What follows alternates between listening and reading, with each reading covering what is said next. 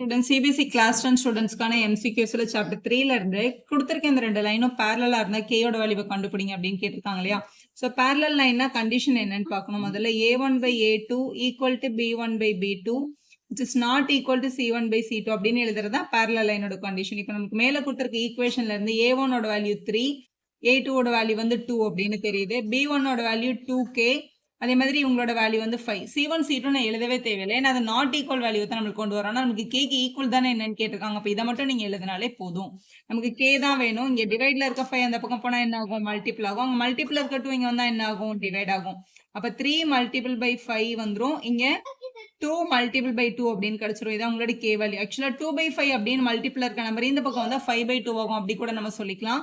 So இதில் ஏதாவது cancel பண்ண முடிஞ்சா கேன்சல் பண்ணிக்கணும். கேன்சல் பண்ண முடியலன்னா அப்படியே ஆன்சர் எழுதிடலாம். 3 5s are 15/4 அப்படின்றத நம்மளோட கரெக்டான ஆப்ஷன். அது நம்மளோட சி ஆப்ஷன்ல கொடுத்துருக்காங்க பாருங்க. Thank you for